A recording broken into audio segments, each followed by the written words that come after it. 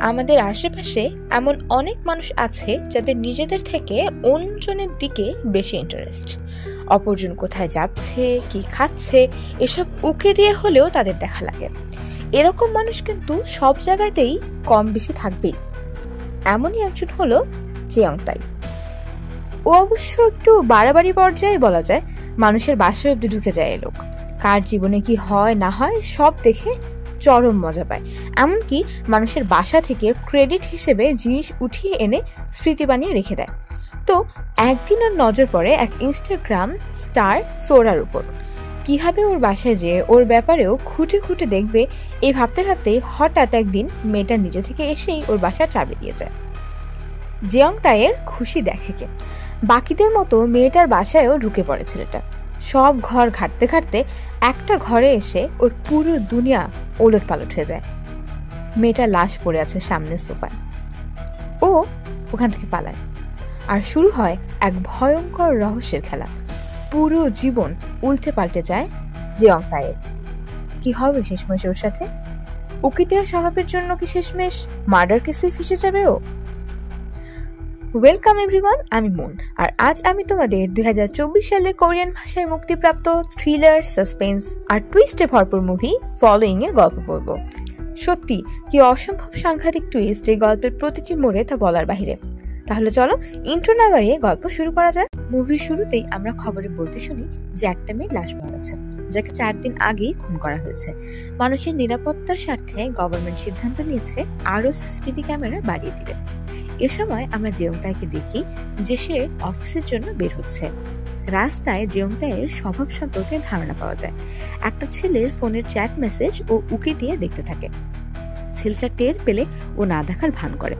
জিয়ংতাই একজন real estate agent. ও বলতে থাকে ওর জবে ট্রাস্টের অনেক ব্যাপার। সবাই নিজের বাসার চাবির এক কপি ওদের কাছে রেখে যায়, যাতে ওরা তাদের বাসার বদলের ব্যবস্থা। কিন্তু এই চাবি ব্যবহার করে জিয়ংতাই মানুষের বাসায় ঢুকে যায়। ওর এই কাজের এক ঝলক আমরা দেখতে পারি। কি সুন্দর বাসায় যেয়ে জিনিস ঘাটতে থাকে, আর এরপর একটা খাম খুঁজে দেয়, যেটা ছবি তুলে প্রমাণ সহ নিয়ে আসে। কিন্তু এগুলো ও করেটা কি? একটা সিক্রেট রুমের মতো জায়গায় দেখি ও কি যেন একটা তৈরি করছে। রুমের ভেতরে গেলে আমরা দেখি পুরো দেয়াল জুড়ে অসংখ্য মানুষের ঘরের জিনিস। বোঝা যায় এই কাজ জিয়ংতাইয়ের অদ্ভুত একটা শখ। এরপরে একদিন খাবার খেতে খেতে ও ওর পরবর্তী শিকার খুঁজছিল। এমন সময় ওখানে সোরাকে দেখে, যে বাস্তবে হটডগ খেলেও দামি রেস্টুরেন্টের খাবারের ছবি গুগল থেকে নামিয়ে ইনস্টাগ্রামে পোস্ট দেয়। এতে জিয়ংতাইয়ের সন্দেহ হয়, আর ও সোরার পিছিয়ে লেগে পড়ে যে আসলেই বাস্তবে সোরা কেমন। কারণ ওর ইনস্টাগ্রাম আইডির সাথে ওর বাস্তবের কোনো মিল তেমন পাওয়া যায় না। ও সোরাকে অনেক ফলো করতে থাকে, যে একটা ভুল সোরা করুক যাতে ওর সন্দেহই ঠিক প্রমাণিত হয়। জিয়ংতাই অনেক চেষ্টা করে কিছু না পেরে সোরার বাসায় যাওয়ার চেষ্টা করতে থাকে। ওর রুমের লকও বহুবার কপি করার চেষ্টা করে, কিন্তু কোনোভাবেই পারে না।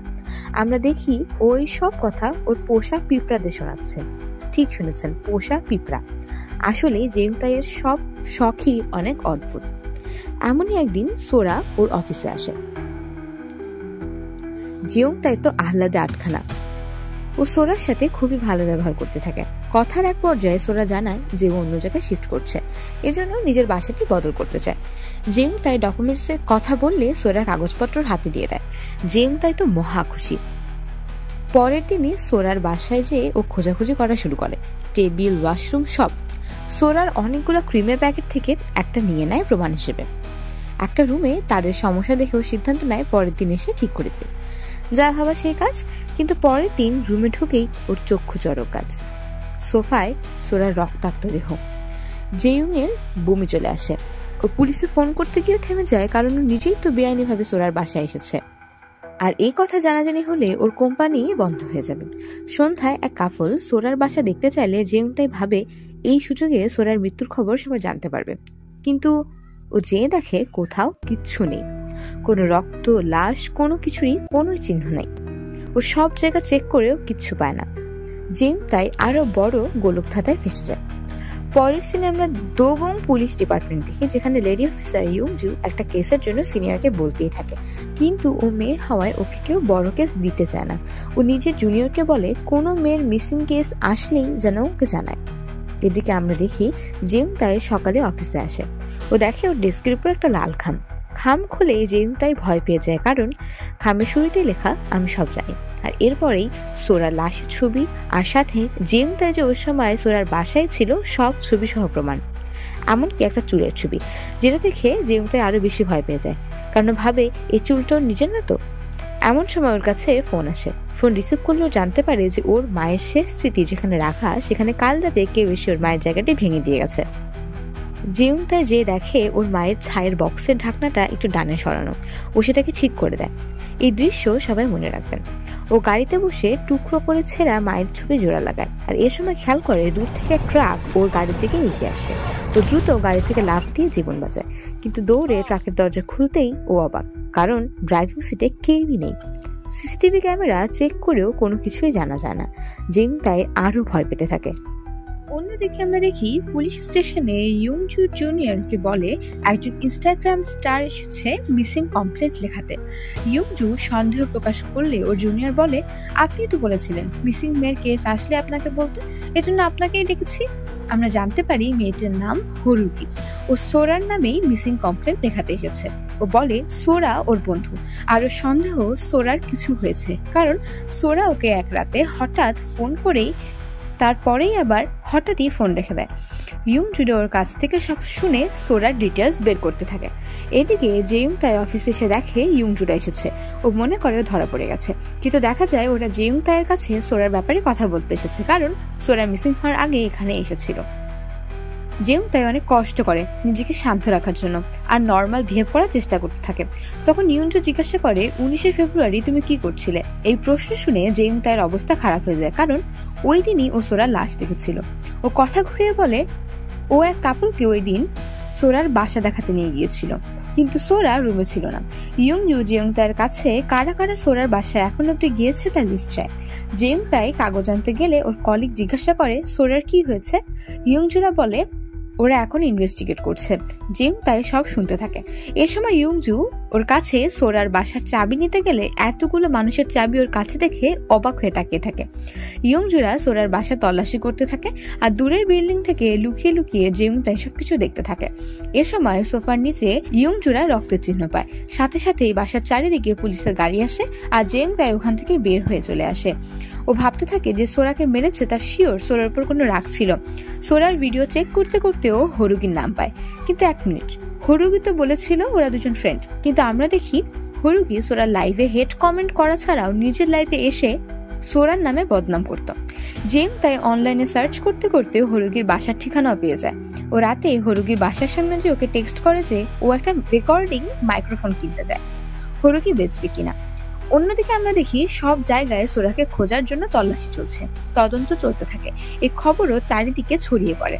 ওদিকে পরের রাতে হরুকি জেউং তাইয়ের বলার জায়গার উদ্দেশ্যে বেরিয়ে গেলে জেউং তাই এই সুযোগে ওর বাসায় ঢুকে পড়ে। অ্যান্ড গেস হোয়াট, একটা বক্সে ও হুবহু সেম লাল খাম পায়, যেগুলোতে করে ওকে ভয় দেখায় কেউ একজন।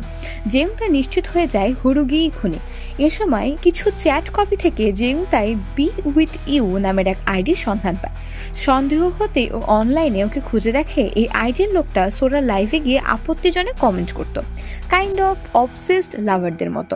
এমনকি আরো শকিং ব্যাপার হচ্ছে, সোরা যেদিন যেই পোস্ট করতো সেই পোজে ঠিক তার পরের দিন সেম জায়গায় গিয়ে সেম পোজে ও নিজের ছবি পোস্ট করত।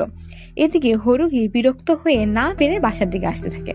ওদিকে জেউং তাই লক্ষ্য করে এই নতুন আইডির লোকটা এতটাই অবসেসড সোরাকে নিয়ে যে রেগে গেলেও সোরাকে খুনও করতে পারে। এমন সময় হরুগি বাসায় এসে পড়ে, আর জেউং তাই ঠিক সময় মতো বের হয়ে যায়। ও নিজের বাসায় এসে ঢুকতেই যাবে, এমন সময় দেখে একটা জুতা বাঁকা করে রাখা। ওর সন্দেহ হয় কেউ ওর রুমে ঢুকেছে। ও একটা স্টিক হাতে বের করে নেয়, আর সাথে সাথেই ওর দরজায় কারো পাসওয়ার্ড দেওয়ার শব্দ শুরু হয়। জেউং তাই আরো ভয়ে জিজ্ঞাসা করতে থাকে কে, কিন্তু কোনো উত্তর না পেয়ে ও হালকা করে দরজা খুলেই দেখে লাল খাম নিচে রাখা। খাম ধরতেই যাবে, এমন সময় আমরা দেখি পিছনে একজন দাঁড়িয়ে আছে, এবং পিছন থেকে লোকটা এসে ওর উপর ঝাঁপিয়ে পড়ে। রুমের বাহির থেকেও একজন ঢুকে আসে, আর শুরু হয় ধস্তাধস্তি। সত্যি এই মুভিতে কখন কে কাকে ফলো করছে, কার বাসায় কে ঢুকছে, কেন কি হচ্ছে, সবটা এক একটা প্রশ্ন। মারামারির এক পর্যায়ে জেউং তাই একজনের হেলমেট খুলে ফেলে, আর আমরা দেখি এটাই হলো সেই বি উইথ ইউ আইডি লোক, যার নাম হচ্ছে লি জং হুক। জেং তাই যান বাঁচাতে দৌড়ে বাসা থেকে পালায় আর পুলিশ স্টেশনে গিয়ে ইয়ুংজিকে সব কিছু বলে তাকে নিয়ে আসে। ইয়ুংজি ওর সাথে ওর বাসায় আসে। এ সময় জেং তাই বলে যে এই জংহুক অনেক বাজে একটা স্টকার, শিওর সোরার খুন ওই করেছে। এমনকি ও জানায় যে ওর ধারণা হরুকিও এর সাথে জড়িত। তখন ইয়ুংজি অবাক হয়ে বলে, তা কেন হবে, ওরা তো বান্ধবী, হরুকি নিজেই তো কমপ্লেন করাতে এসেছিল। জেং তাইও আমাদের মতো অবাক হয়ে যায় যে বান্ধবী হলে লাইভে এসে নিজের বন্ধুর নামেই কেউ বাজে বাজে কথা কেন বলবে। ওরা বাসায় ঢুকে জেং তাই পাওয়ার অন করে সামনে তাকিয়ে কান্না করে দেয়, কারণ ওর শখের পিঁপড়ার ঘর ওরা ভেঙে দিয়ে গিয়েছে। ও নিজের কষ্ট সামলাবে কি সামনের দিকে তাকিয়ে ওর গায়ের রক্ত হিম হয়ে যায়। জং হুকের নিথর দেহ সামনে ঝুলছে। যে মানুষটা একটু আগেও ওকে মারার চেষ্টা করছিল তার নিজেরই এমন পরিণতি দেখে জেং তাই ভড়কে যায়। চোখ সরাতেই নিজের প্রিয় পিঁপড়াকে মরে থাকতে দেখেও নিজেকে আর সামলাতে পারে না, পিঁপড়াটাকে হাতে উঠিয়ে নেয়। সত্যি বলতে বিষয়টা অদ্ভুত হলেও যাদের পুরো দুনিয়ায় এমন পোষা কোনো প্রাণী থাকে তারাই বুঝে এদের হারানোর যন্ত্রণা। যাই হোক, ইয়ুংজি ওকে বলে কোথাও হাত না দিতে, কারণ এই রুম এখন মার্ডার স্পট। জেং তাই উঠতেই যাবে তখন দেখে সামনে আরেকটা লাল খাম। ও ইয়ুংজিকে আড়াল করে খামটা তুলতে চায়, কিন্তু ইয়ুংজি দেখে ফেলে আর নিজেই খামটা খুলে ফেলে। ইয়ুংজি রাগের দৃষ্টিতে জেং তাইকে প্রশ্ন করে ও জংহুককে আগে থেকে চিনত কিনা বা কখনো সোরার বাসায় ঢুকে গিয়েছে কিনা। তখন জেং তাই সবকিছু অস্বীকার করলে ইয়ুংজি রেগে ওর সামনে ছবি তুলে ধরে, যেখানে আমরা দেখি জংহুক আর জেং তাইয়ের একসাথে তোলা ছবি। ওয়েট, কি হলো? আমরাও জেং তাইয়ের মতোই অবাক হয়ে যাই। এ সময় ও সোরার রুমেও যে লুকিয়ে লুকিয়ে ঢুকতো সেই প্রমাণ পাওয়া যায়। ইয়ুংজি ওকে গ্রেফতার করতে গেলে ও অনেক বোঝানোর চেষ্টা করে, কিন্তু তাও যখন পারে না তখন ইয়ুংজিকে আঘাত করে অজ্ঞান করে পালিয়ে আসে আর ইমার্জেন্সিতে কল করে বলে একজন বেহুশ হয়ে গিয়েছে, বলেই নিজের বাসার লোকেশন দেয়। জেং তাই দৌড়ে নিজের অফিসে আসে আর চাবির থোকা থেকে একটা চাবি নিয়ে অন্য মানুষের গাড়ি নিয়ে পালায়। এদিকে ইয়ুংজুর অফিসের সবাই জেং তাইয়ের বাসায় চলে আসে আর ওরা জানতে পারে আসলেই এই জংহুক লোকটা একজন সাইবার ক্রিমিনাল ছিল, ওর নামে অনেক কেস ফাইল করা আছে। ওদিকে আমরা দেখি হরুকি লাইভে এসে জেং তাইয়ের কোম্পানি সম্পর্কে খারাপ খারাপ কথা বলতে থাকে এবং আন্দাজেই বলতে থাকে জেং তাই সোরাকে মেরে ফেলেছে। এক কথায় নিজের চ্যানেলে রিচ বাড়ানোর জন্য সত্যি মিথ্যা সবকিছু বলতে থাকে, এমনকি জেং তাইয়ের ছবিও ও দিয়ে দেয়। এদিকে জেং তাই ড্রাইভ করে যাওয়ার সময় দেখে ওর ফোনে অগণিত মেসেজ আসছে। হরুকির ভিডিও দেখে সবাই জেং তাইকে আজে বাজে কথা বলতে থাকে। জেং তাই সবকিছু দেখে কান্না করতে থাকে। অন্যদিকে ইয়ুংজিরা জেং তাইয়ের জুতায় রক্তের চিহ্ন পায়। জেং তাই জংহুকের বাসার খুঁজে আসে আর রাস্তার এক মহিলাকে জিজ্ঞাসা করে। মহিলা বলতে না চাইলে মহিলাটিকে টাকা দিলে সে বাড়িটি দেখিয়ে দেয়। জেং তাই রুমের সব খুঁজে খুঁজে দেখতে থাকে। এমন সময় অনেক কাগজের মধ্যে ওর মায়ের মেমোরিয়ালের একটা ঠিকানা লেখা থাকে আর ওর মনে পড়ে যায় ওর মায়ের ছায়ের বক্সটার মুখ খুলে থাকার কথা। ও বুঝতে পারে শিওর ওই ছায়ের মধ্যে ওরা কিছু একটা লুকিয়েছে। জেং তাই দ্রুত ওই জায়গার উদ্দেশ্যে বেরিয়ে পড়ে। ডিউটির গার্ডকে অনেক রিকোয়েস্ট করে ও সরিয়ে দেয় ওখান থেকে। মায়ের কাছে ক্ষমা চেয়ে কাঁচ ভেঙে মায়ের ছায়ের বক্স নিয়ে ও ওখান থেকে পালায়। কাঁদতে কাঁদতে ছায়ের ভিতর হাত দিয়ে খুঁজতেই একটা ছুরি পায় যেটাতে রক্ত লেগেছিল আর আরো একটা লাল খাম খুললে ও দেখে ভিতরে লেখা পুলিশ জানতে পারলে অনেক বড় কাহিনী হবে। জেং তাই সবকিছু পানিতে ছুড়ে ফেলে। অন্যদিকে ইয়ুংজিরা রক্তের স্যাম্পলকে ডিএনএ টেস্টের জন্য পাঠায়। এ সময় এক মহিলা এগিয়ে এসে ইয়ুংজিকে বলে সে সোরার বড় বোন। দৃশ্য পরিবর্তন হলে আমরা দেখি হরুকি লাইভ করছে। এমন সময় দরজায় নক পড়লে ও ডেলিভারি ম্যান মনে করে দরজা খুলতে চায় আর জেং তাই ওর রুমে ঢুকে ওকে মারতে থাকে, কারণ জেং তাই নিশ্চিত যে হরুকি সোরাকে মেরেছে। ও দেখে রেকর্ডিং চলছে। রাগের মাথায় ও হরুকির কম্পিউটার ভেঙে ফেলে আর ওকে মারতে মারতে জিজ্ঞাসা করে ও কেন সোরাকে মারলো। ও জিজ্ঞাসা করে জাংহুকের সাথে ও কেন প্ল্যান করেছিল সোরাকে মারার জন্য। হরুকি বলে জাংহুক আগে হরুকিকে বিরক্ত করত।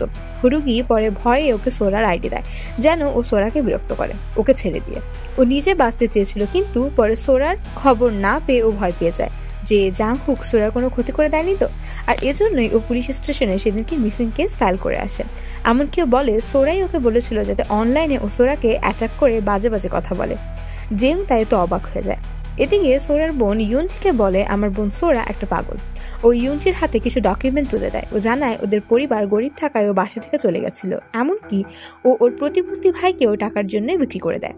এদিকে হরুকি জেং তাইকে বলে সোরা ওকে এই কাজ করার জন্য টাকাও দিত যাতে অনলাইনে সবাই সোরাকে অ্যাঞ্জেল মনে করে, আর হরুকি ওর অনলাইন শত্রু। জেং তাইয়ের তবুও বিশ্বাস হয় না। ও বলে তাহলে এই লাল খাম তোমার বাসায় কি করছে?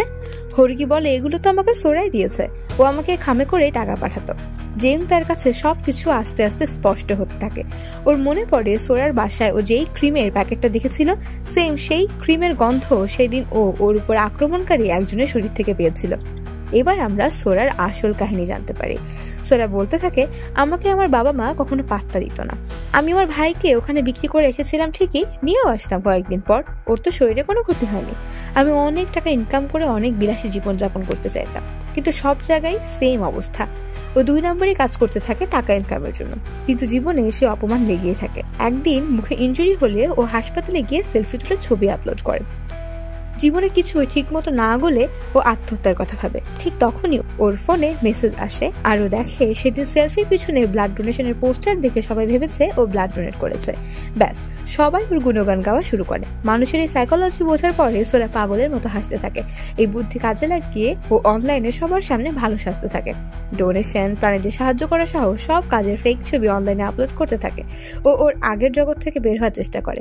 এ সময় একজনের পোস্ট দেখে ওকে ডোনেশন দিতে চায়, যাতে সোরা অনেক কুকুর বিড়ালের যত্ন নিতে পারে।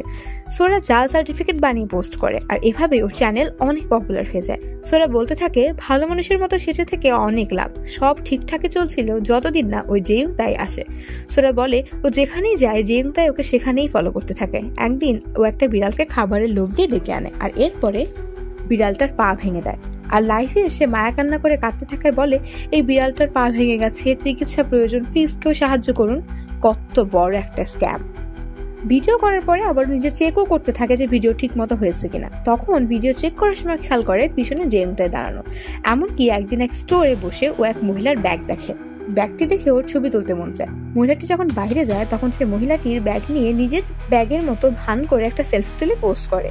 একটু পরে ও সামনের দিকে তাকিয়ে দেখে এই সব কিছুই জেউংতাই দূর থেকে দেখছিল। সোরা ভয় পেয়ে যায় যে ওর এই সব অভিনয় আর 2 নম্বরই কাজ করবারই হয়তো জেউংতাই সবই দেখে ফেলেছে। ও বাসায় যেয়ে পাগলের মতো সব ভাঙচুর করতে থাকে। এই সময় ভাবে জেউংতাইকে মেরে ফেললেই তো হলো, তাই ওকে মেরে ফেলবে, একদম ধ্বংস করে ফেলবে। শুরু হয় স্টকারকে স্টক করার খেলা। জেউংতাই এর সব কিছু সোরা ফলো করতে থাকে, ঠিক যেমন সোরাকে জেউংতাই ফলো করতো। এমনকি ওর বাসার লকও খুলে ফেলে সোরা। ইচ্ছা করে সেদিন ওর অফিসে যেয়ে চাবি দিয়ে আসে। আর এই সব কাজে সাহায্য করার জন্য ও জাংহুকের দুর্বলতাকে কাজে লাগায়। জাংহুককে প্রেমের জালে ফাঁসিয়ে একসাথে প্ল্যান করে জেউংতাইকে ফাঁসানোর জন্য। কাপড় কেটে নিজের হাত থেকে রক্ত বের করে সবকিছু প্ল্যান মোতাবেক সাজাতে থাকে। এরপর মরার ভান করে শুয়েও থাকে। ও ভালো করে জানতো জেউংতাইয়ের পুলিশের কল করার সাহস হবে না, আর এই সুযোগটাই ও কাজে লাগায়। জেউংতাই যাওয়ার পরে নিজের ছবি নিজেই তুলে ভালোটা সিলেক্ট করে ব্ল্যাকমেলিং এর জন্য রেখে দেয়। সব ঘর মুছে এক ফোঁটা রক্ত ইচ্ছা করে ফ্লোরে রাখে যাতে পুলিশ সন্দেহ করে, আর নিজের চুল কেটে ছবি তুলে জেউংতাইকে ভয় দেখানোর জন্য রেখে দেয়।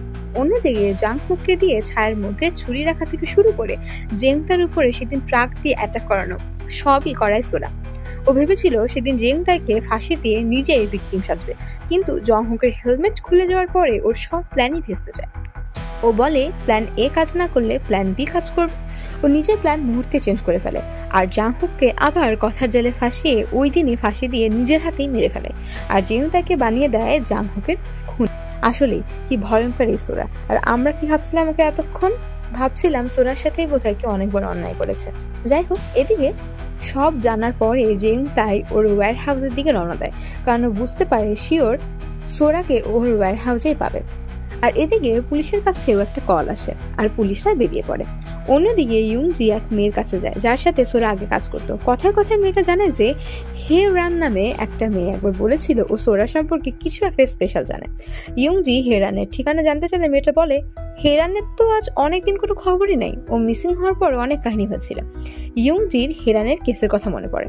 তখন ও কি মনে করে জিজ্ঞাসা করে ওই তদন্তে কি সোরাও ছিল? মেয়েটা বলে হ্যাঁ, অনেক কাহিনী হয়েছিল তখন, কারণ সোরাই তো হেরানকে শেষবারের মতো কল করেছিল। ইউংজির কিছু একটা সন্দেহ হয় আর কেস ফাইল ঘাটতে থাকে। এদিকে সোরা নিজেই আঘাত বানিয়ে জেউংতাইয়ের ওয়্যার হাউসে সে লুকিয়ে থাকে। জেউংতাই আসলে এমন ভান করে যেন জেউংতাই ওকে অত্যাচার করেছে। এমন সময় ওখানে পুলিশ আসলে আমরা বুঝতে পারিনি সোরা সবকিছু প্ল্যান করে জেউংতাইকে ফাঁসিয়ে দিয়েছে। জেউংতাই সোরাকে বলতে থাকে তুমি আমার সাথে এমন কেন করলে? সোরা শয়তানি দৃষ্টিতে ওর দিকে তাকিয়ে থাকে আর অসহায়ের ভান ধরে। জেউংতাই অনেক কষ্ট ওদের হাত থেকে পালায়। এদিকে ইউংজি সে রাগারাগি করতে থাকে যে কেন ওরা ওর কেসে হাত দিয়েছে। আর কেউ সোরাকে কেন কিছু জিজ্ঞেস করছে না।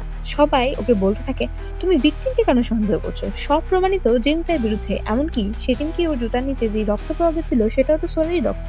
তার যেখানে তো কোনো সন্দেহ নেই যে জেউংতাই অপরাধী। ইয়ুনজি বুঝতে পারে এখানে অবশ্যই অন্য কোনো কাহিনী আছে, আর সোরা নিশ্চয়ই এত ভালো করে নিয়ে না, কিন্তু ও এই কথা কাউকে বোঝাতে পারে না। জেউংতাই একটা সাইবার ক্যাফেতে গিয়ে দেখে ওর কলিগ ওর নামে বাজে বাজে কথা ছড়াচ্ছে, যে জেউংতাইয়ের চরিত্র নাকি আসলে অনেক খারাপ ছিল। এমনকি ও নাকি সোরাকে পটানোর অনেক চেষ্টা করতো, ওর সাথে বাজে আচরণ করেছে। সব শুনে জেউংতাই স্তব্ধ হয়ে যায়। এদিকে সোরা লাইভে এসে মিথ্যা অভিনয় করতে থাকে, কুমিরের কান্না যাকে বলে। অন্যদিকে জেউংতাই দেখে অনলাইনে ওর নামে বাজে কথা যেমন ছড়াচ্ছে, ঠিক তেমনি অনেকে এই কথা মানতেই পারছে না যে জেউংতাই একটা খারাপ মানুষ। কারণ মানুষের বাসায় ঢোকা অবশ্যই একটা নিঃসন্দেহে খারাপ স্বভাব, কিন্তু মানুষ হিসেবে জেউংতাই খুবই ভালো মনের মানুষ ছিল। জেউংতাই নিজেকে সামলে নেয়, আর আজ অব্দি ওর করা সব কাজের একটা স্বীকারোক্তি লিখে ইয়ুনজির কাছে পাঠিয়ে দেয়। ও লিখে, এবার যদি আপনি আসেন তাহলে আমি আর পালাবো না, কিন্তু আপনি প্লিজ সঠিকভাবে তদন্ত করুন, আর আমার আপনাকে অনেক কিছু জানানোর আছে। ইয়ুনজি ওর কাছে যায়, আর জেউংতাই ইয়ুনজির কাছে আত্মসমর্পণ করে। এদিকে আমরা দেখি সোরাকে ইয়ুনজি বাসায় নিয়ে যাওয়ার সময় সোরা আবার নিজের ছবি তুলে পোস্ট করতে থাকে। বাসায় পৌঁছানোর পরে সোরা খেয়াল করে বিছানার উপরে আরো একটা লাল খাম। ও ইয়ুনজিকে আড়াল করে খামটা তুলে নেয়। ইয়ুনজি চলে যাওয়ার পরেও খামটা খুলে দেখে একটা ড্রয়িং, হুবহু যেই পোজে সোরা মরার ভান করেছিল ঠিক একই রকম ভাবে আঁকানো একটা ছবি, এবং লেখা, এই ছবি পুলিশের হাতে পৌঁছাতে না চাইলে জংহুকের বাসায় এক্ষুনি এসো। সোরা পুলিশের চোখ আড়াল করে ওখানে এসে পৌঁছায়, আর এসে জেউংতাইয়ের সাথে কথা বলার ফাঁকে ওকে লেজার শট দিয়ে কাবু করে ফেলে। জ্ঞান ফিরলে জেউংতাই দেখে সোরা ওর হাত পা বেঁধে ফেলে রেখেছে। ও সোরাকে জিজ্ঞাসা করে, তুমি কি করছো? সোরা বলে, তোমার সুইসাইড নোটও আমি রেডি করে ফেলছি, আর একটু পরেই তুমি দোষী আর আমি পারফেক্ট ভিকটিম হয়ে যাব। জেউংতাই জিজ্ঞাসা করে, তুমি জংহুককে কেন মারলে? সোরা বলে, আমি তো মারিনি, তোমার জন্য মরেছেও না, তুমি আমাকে ফলো করতে আর না এসব কিছু হতো। জেউংতাই বলে, তার মানে আমি তোমাকে না দেখলে তুমি এখনো কুকুর বিড়াল মেরে ওভাবেই নাটক করে করে টাকা আয় করতে থাকতে? সোরা ওর এভাবে বারবার প্রশ্ন করা দেখে সন্দেহ করে। ও জিজ্ঞাসা করে, তুমি কিছু সেট করেছো নাকি? বলে কি মনে হতে এগিয়ে এসে দেখে একটা হিডেন ক্যামেরা। জেউংতাইয়ের শেষ চেষ্টাও বৃথা হয়ে যায়। সোরা ক্যামেরা ভেঙে ফেলে। তখন জেউংতাই কষ্ট পাওয়ার পরেও হঠাৎ হেসে সোরাকে জিজ্ঞাসা করে, এটা তোমার প্রথম খুন না, তাই না? সোরা ভরকে যায়। আমরা দেখি জেউংতাই ইয়ুনজি যখন কথা বলছিল তখন ইয়ুনজি বলে, শুধু সোরার ডিএনএ দিয়ে ওকে জংহুকের খুনি প্রমাণিত করা যাবে না। তখন হঠাৎ ইয়ুনজি কি মনে করে জেউংতাইকে হেরানের ছবি দেখে জিজ্ঞাসা করে, ও এই মেয়েকে দেখেছে কিনা, কিন্তু জেউংতাই তখন বলে, না, এই প্রথম দেখছি। তখন ইয়ুনজি জানায় মেয়েটা অনেকদিন ধরে মিসিং। জেউংতাইয়ের মনে পড়ে যায় সোরা একটা নির্জন জায়গায় রেগুলার যেত। বর্তমানে ও সোরাকে জিজ্ঞাসা করে, ওখানে কি আছে সোরা? সোরা চমকে যায়। জেউংতাই জিজ্ঞাসা করে, হেরান ওখানে?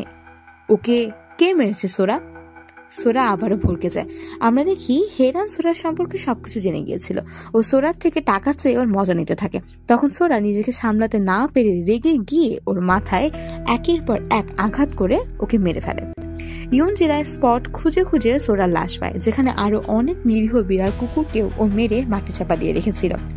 সোরা জেউংতাইকে ম্যানিপুলেট করার চেষ্টা করে, কিন্তু পারে না। ও জেউংতাইকে মারতে যায়, কিন্তু সময় মতো ইয়ুনজিরা চলে আসে আর ওকে গ্রেফতার করে ফেলে। সোরা ভালো সাজার অভিনয় করে, কিন্তু এখন কোনো লাভ নেই, অনেক দেরি হয়ে গিয়েছে, সবাই সবই জানে। সোরা রেগে গিয়ে জেউংতাইয়ের চোখে আঙ্গুল ঢুকিয়ে দেওয়ার চেষ্টা করে আর বলতে থাকে, সব দোষ তোর চোখে, তুই না দেখলে আজ সব কিছুই হতো না। শেষে আমরা দেখি সোরার খবর চারিদিকে সবাই জেনে গিয়েছে। আর এদিকে জেউংতাইও স্টকিং এর জন্য গ্রেফতার হয়। গ্রেফতার হওয়ার কয়েকদিন পরে সে আবার প্যারোলে জামিন পেয়ে যায়। তখন ইয়ুনজির সাথে দেখা করতে আসলে ইয়ুনজি বলে, তুমি তোমার অন্যায় সাজা পাচ্ছ, তুমি নিজেও ক্রিমিনাল, একজন স্টকার। জেউংতাই নিজের ভুল বুঝতে পারে, আর এভাবে একটা বড় মেসেজ দিয়ে মুভিটি এখানেই শেষ হয়। এই মুভি আমাদের শিক্ষা দিয়ে যায় যে অন্যের ব্যক্তিগত জীবনে নাক গলানো কিংবা অনলাইনে সবকিছুকে সত্য ধরে নেওয়া আমাদের জন্য কতটা ভয়ঙ্কর হতে পারে। আমরা যা দেখি তার সবই সত্যি নয়। অনলাইনের ফাঁদে পা না দিয়ে সবসময় সত্য মিথ্যা যাচাই করে তারপরে কোন একটা কাজ করা উচিত। এই মুভির শিক্ষা কিন্তু একদম বাস্তব। আজ এ পর্যন্তই, দেখা হবে শীঘ্রই নতুন কোনো গল্প। ততদিন happy watching, bye bye everyone.